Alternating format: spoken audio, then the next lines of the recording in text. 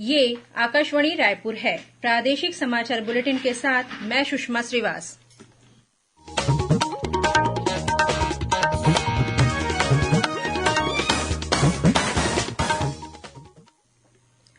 और अब पेश है आज के मुख्य समाचार।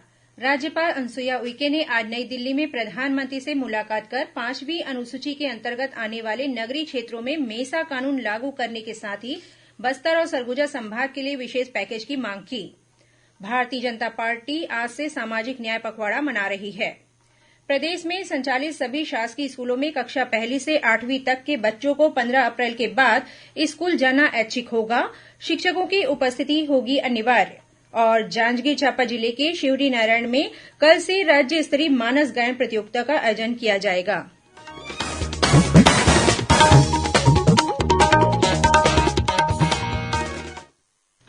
अब समाचार विस्तार से।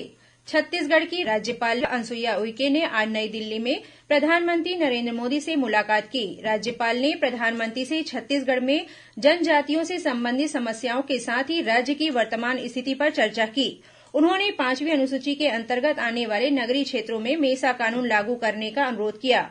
राज्यपाल ने कहा कि मेसा कानून लागू होने से जनजातियों को उनके संवैधानिक अधिकार प्राप्त होंगे। चर्चा के दौरान राज्यपाल ने प्रधानमंत्री से बस्तर और सरगुजा संभाग के लिए विशेष पैकेज की भी मांग की।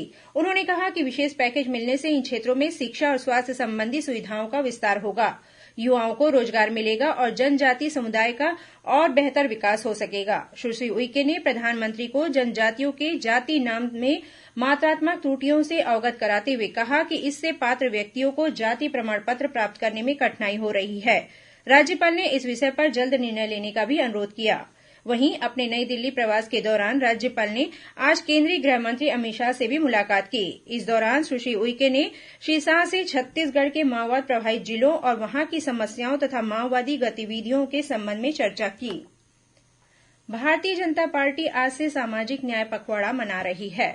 20 अप्रैल तक चलने वाले इस पखवाड़े के दौरान पार्टी कार्यकर्ता सरकार की कल्याणकारी योजनाओं की जानकारी देने के लिए बूथ, ब्लॉक और जिला स्तर पर कार्यक्रम आयोजित करेंगे।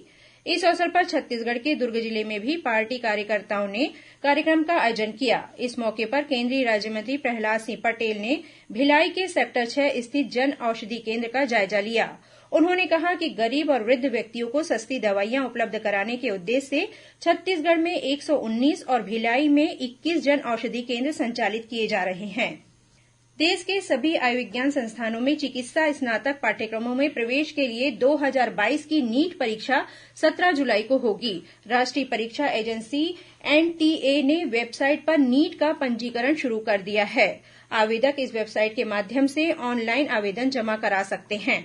वहीं एनटीए ने कल संयुक्त प्रवेश परीक्षा जेईई मेंस 2022 के लिए भी संशोधित कार्यक्रम जारी किया है। पहले और दूसरे दोनों सत्रों की तिथियों में संशोधन किया गया है। पहला सत्र 20 से 29 जून तक आयोजित किया जाएगा। दूसरा सत्र 21 से 30 जुलाई तक होगा। आवेदकों को संबंधित जानकारी के लिए वेबसाइट पर निरंतर नजर रखने की सलाह दी गई है। खैरागढ़ विधानसभा उपचुनाव में इन दिनों प्रचार प्रसार जोरों पर है। सभी प्रत्याशियों के पक्ष में प्रचार के लिए उनके पार्टी के नेताओं का दौरा जारी है।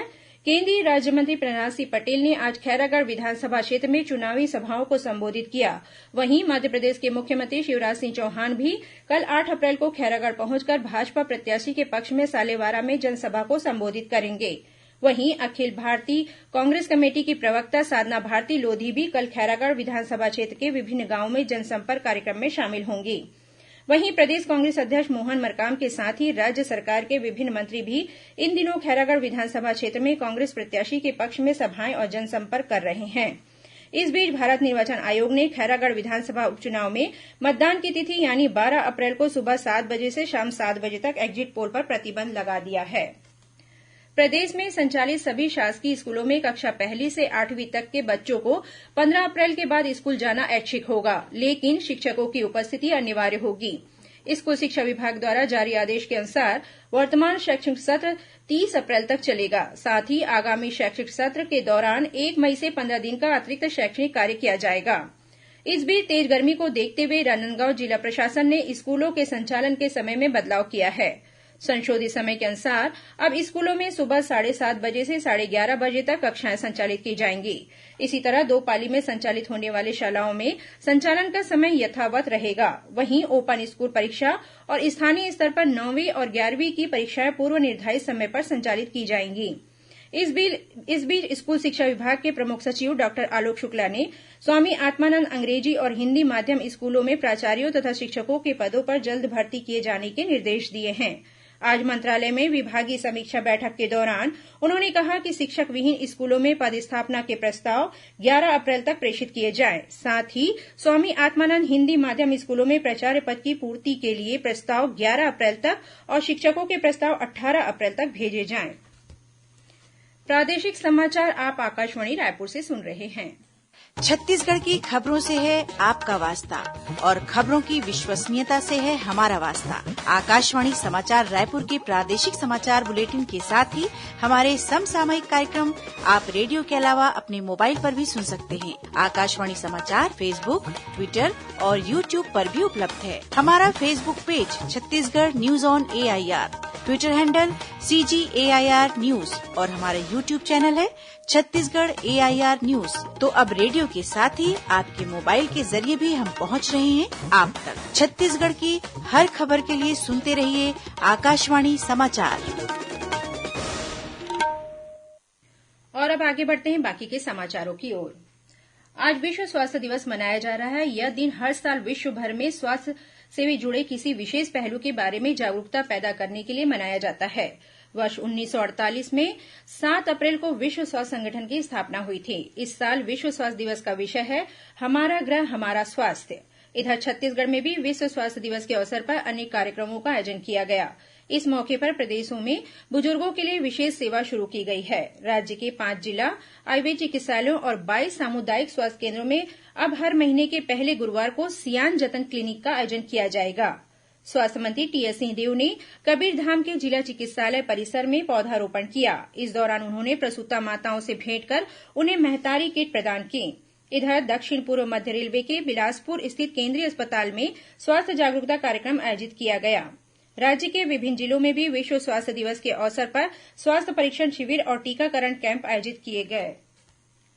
रायपुर और बिलासपुर के शासकीय आयुर्वेदिक महाविद्यालय चिकित्सालय में कल 8 अप्रैल को विशेष मानसिक स्वास्थ्य इकाई OPD का आयोजन किया जाएगा। आयुष संचालनालय के सहायक संचालक डॉक्टर विजय साहू से मिली जानकारी के अनुसार इस विशेष OPD में मानसिक समस्याओं से जूझ रहे व्यक्तियों को आयुर्वेद के माध्यम से उपयुक्त उपचार और स्वास्थ्य जीवनशैली से संबंधित निःशुल्क मार्गदर्शन दिया जा रहा है। आवश्यकता अनुसार मरीजों को पंचकर्म की सेवाएं भी दी जा रही है। गौरतलब है कि इस विशेष OPD की शुरुआत बीते 1 अप्रैल से की गई है, जो कि प्रत्येक शुक्रवार को आयोजित की जाती है। जांजगीर चांपा जिले के शिवरी नारायण में कल 8 अप्रैल से राज्य स्तरीय मानस गायन प्रतियोगिता का आयोजन किया जाएगा। 3 दिवसीय इस प्रतियोगिता के दौरान देश प्रदेश के प्रतिष्ठित कलाकार अपनी प्रस्तुति देंगे। 8 अप्रैल को पद्मश्री ममता चंद्राकर, 9 को पार्श्व गायिका अनुराधा पौंडवाल और 10 अप्रैल को जसगीत गायक दिलीप शंडगी और भजन गायक अनूप जलोटा कार्यक्रम प्रस्तुत करेंगे। प्रतियोगिता में 25 जिलों की चुनी हुई मानस मंडलियों के लगभग 350 प्रतिभागी शामिल होंगे। प्रतियोगिता में पहले 3 स्थान पर आने वाली रामायण मंडलियों को पुरस्कृत किया जाएगा। पहला पुरस्कार 5 लाख रुपए, द्वितीय पुरस्कार 3 लाख रुपए और तीसरे पुरस्कार के रूप में 2 लाख रुपए विजेताओं को दिए जाएंगे। 10 अप्रैल को प्रतियोगिता के समापन अवसर पर मुख्यमंत्री भूपेश बघेल भी शामिल होंगे। इस दौरान मुख्यमंत्री राम वनगमन पर्यटन परिपथ के विभिन्न कार्यों का लोकार्पण करेंगे। राज्य निर्वाचन आयोग द्वारा प्रदेश के 2 और नगरीय निकायों में उपचुनाव कराया जाएगा। इनमें रायगढ़ नगर पालिका निगम और सूरजपुर जिले के नगर पंचायत प्रेमनगर के 1-1 वार्ड शामिल हैं। इसके लिए 1 जनवरी 2022 के आधार पर फोटोयुक्त निर्वाचक नामावली तैयार करने का कार्यक्रम जारी कर दिया गया है। निर्वाचक नामावली के प्रारंभिक प्रकाशन के बाद 7 मई तक दावा आपत्ति आमंत्रित किए गए हैं। पत्र सूचना कार्यालय और प्रादेशिक लोक संपर्क कार्यालय रायपुर तथा क्षेत्रीय लोक संपर्क कार्यालय बिलासपुर के संयुक्त तत्वाधान में आजादी का अमृत महोत्सव के तहत परीक्षा पर चर्चा माध्यम समस्या नहीं विषय पर वेबिनार का आयोजन किया गया। बिलासपुर में आयोजित इस कार्यक्रम को संबोधित करते हुए गुरु घासीदास केंद्रीय विश्वविद्यालय के कुलपति प्रोफेसर डॉक्टर आलोक चक्रवाल ने कहा कि भारतीय शिक्षा व्यवस्था में माध्यम कभी समस्या नहीं रहा। उन्होंने कहा कि राष्ट्रीय शिक्षा नीति 2020 देश की शिक्षा व्यवस्था को अकादमिक रूप से आजाद करती है। इस अवसर पर अटल बिहारी वाजपेयी विश्वविद्यालय के कुलपति आचार्य अरुण दिवाकर नाथ वाजपेयी ने कहा कि देश आज राष्ट्रीय शिक्षा नीति के तहत आर्टिफिशियल इंटेलिजेंस पर जोर देने की बात कर रहा है। उन्होंने कहा कि भाषा, शिक्षक, पुस्तकालय सहित हर माध्यम की अपनी महत्ता है। कार्यक्रम को पत्र सूचना कार्यालय के अपर महानिदेशक अभिषेक दयाल ने भी संबोधित किया। वेबिनार में राष्ट्रीय सेवा योजना का भी सहयोग रहा। विश्वविद्यालय अनुदान आयोग यूजीसी बिलासपुर के गुरु घासीदास विश्वविद्यालय में भीमा भोई पीठ स्थापित करेगा। यह निर्णय केंद्रीय शिक्षा मंत्री धर्मेन्द्र प्रधान के सुझाव पर किया गया है। उन्होंने यूजीसी से कहा था कि वह ओडिशा के संत कवि भीमा भोई के जीवन और दर्शन पर अनुसंधान कराएं। और अब पेश है मौसम का हाल। मौसम विभाग के अनुसार इन दिनों मध्य छत्तीसगढ़ में उत्तरी और दक्षिणी हवा का संगम हो रहा है। इसके कारण दक्षिण छत्तीसगढ़ में अगले 24 घंटों के दौरान 1-2 स्थानों पर हल्की वर्षा होने या गरज चमक के साथ छींटे पड़ने की संभावना है। अब कुछ अन्य खबरें संक्षिप्त में। कोंडागांव जिले के एकलव्य आदर्श आवासीय विद्यालय में प्रवेश परीक्षा के लिए दावा आपत्ति 13 अप्रैल तक आमंत्रित किया गया है। कोंडागांव जिले में संचालित स्वामी आत्मानंद अंग्रेजी माध्यम विद्यालय में प्रवेश के लिए 30 अप्रैल आवेदन किए जा सकते हैं। और बीजापुर जिले में बासागुड़ा थाना क्षेत्र के अंतर्गत कोत्तागुड़ा बस्ती के पास सुरक्षा बलों ने 6 किलोग्राम का विस्फोटक बरामद किया है। अंत में मुख्य समाचार एक बार फिर। राज्यपाल अनुसुईया उइके ने आज नई दिल्ली में प्रधानमंत्री से मुलाकात कर 5वीं अनुसूची के अंतर्गत आने वाले नगरीय क्षेत्रों में मेसा कानून लागू करने के साथ ही बस्तर और सरगुजा संभाग के लिए विशेष पैकेज की मांग की।